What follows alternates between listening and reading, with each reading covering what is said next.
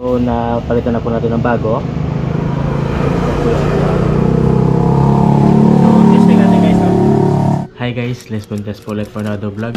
So for this vlog guys, i-share ko lang po sa inyo yung in-order ko po sa online. So ito po ay suction hose para dun sa isang pressure washer po natin. Kasi last vlog po natin guys, share ko po dun yung suction hose na napudpud na, no, yung kanyang parang gasket mismo. So nung pinalitan natin guys, ganun pa rin, kaya nilagyan ko na lang ulit doon ng interior rubber or goma.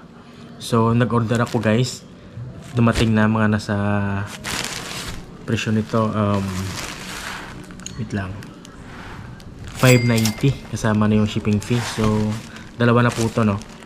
And then maya maya guys, pupunta tayo din sa pwesto natin para palitan yung isang suction hose po doon, no, para mas maganda yung higop ng ating pressure washer. At the same time, mas maganda din yung kanyang buga. Okay, so ito yung in-order natin guys. Yung pressure dyan, yan 590. Okay, so bubuksan natin ito guys para makita po natin yung kanyang laman. So pagkakalala ko guys, ano lang po to yung mismong hose lang po to. So hindi ko na isinama yung strainer na bilog kasi meron pa naman ako doon. So ano lang po to guys, yung hose lang talaga. Okay, so bubuksan po muna natin to. Alright guys, ito na po yung in-order natin na suction hose po, no. Yan. So dalawang piraso po to.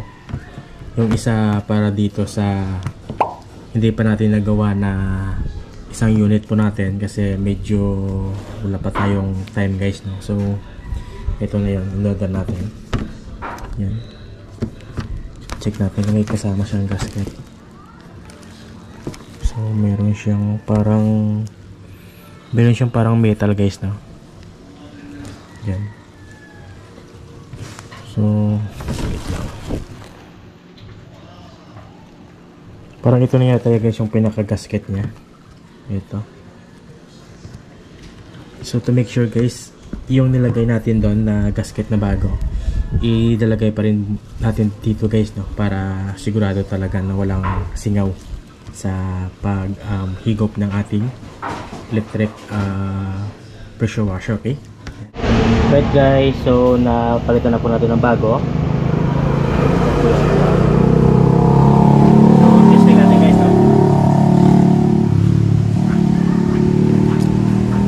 Kuha muna tayo dito ng points.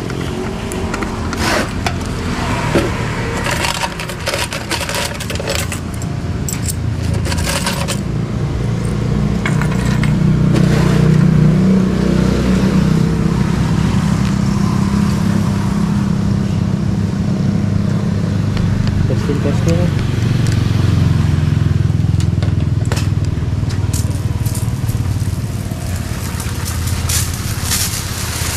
Yan, sakit. Yan, diba?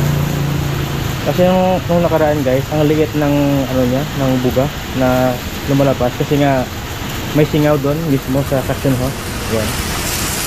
So yan yung mga basic na mag-troubleshoot guys, no. Pag halimbawa mahina yung buga, so check nyo yun yung suction hose, lalo na pag medyo katagalan na yung ating unit, no. Yan. Okay, so I hope na may natutunan kayo guys sa ating vlog ngayon.